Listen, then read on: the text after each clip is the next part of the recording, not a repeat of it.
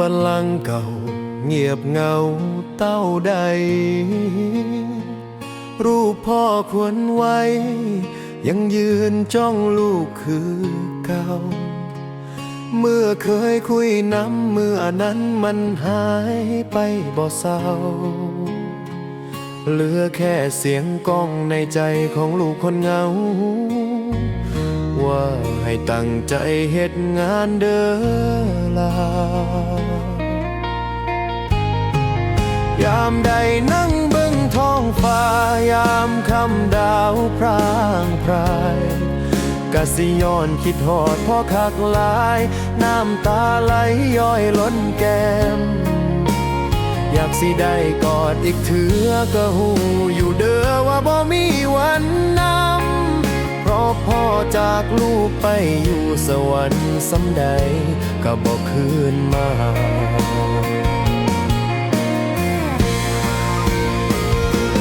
หูบ่พ่อ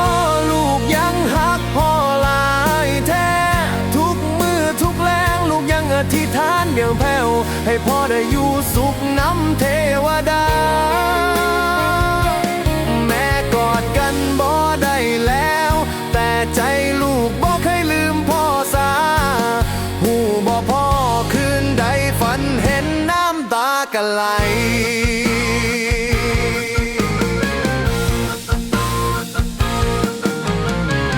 คิดฮอดจนเจ็บในใจสะอื้นห้องคือสิขาดใจตายพ่อบอกให้ลูกเข้มแข็งลูกสิพยายามก้าวไปแต่บ่มีพ่อคอยนำทางมันเหงาหลายเด้อพ่อเอ้ยมือก่อนเคยไถนาพ่อจูงแขนลูกเดินท้องดินสอนให้หูจักกอดทนหูจักยืนเมื่อโลกบ่เป็นใจแต่ยามนี้ลูกยืนลำพังบนทางกว้างที่พ่อเคยไถไว้แต่พ่อก็บ่ได้มายืนยิ้มคือเก่าอีกแล้วเสียงแค่ลำซิ่งมือเก่าที่พ่อเคยเป่าให้ฟังก้องอยู่ในใจ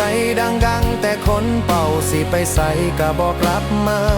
บางมืออยากได้ยินเสียงพ่อว่าลูกเอ้ยเบาๆสักเถือแต่มันเป็นแค่เสียงในหัวใจของลูกปู่ฮอผู้บ่พ่อลูกยังฮักพ่ออยู่คือเก่าคนผู้เดียวในโลกนี้ที่ลูกอยากกอดย่ำเหงาแม้สิบ่มีพ่ออยู่เคียงบ่าแต่ลูกสัญญาสิมุ่งหน้าต่อเพื่อให้พ่อภูมิใจ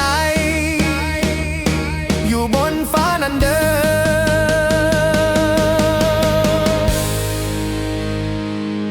หูบ่พ่อลูกยังรอพ่อในฝันทุกคืนลูกสิสวดให้พ่อไปสว่างน้ำแสงจันทร์บ่มีวันใดนั่งกินข้าววันนำกันอีกแล้วแต่ใจลูกสิจำพ่อไว้จนวันสุดท้ายของลมหายใจ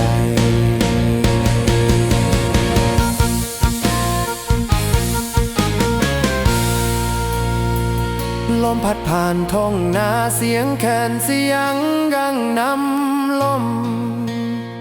คือเสียงพ่อพึมพำปลอบใจอยู่บ่เคยหาย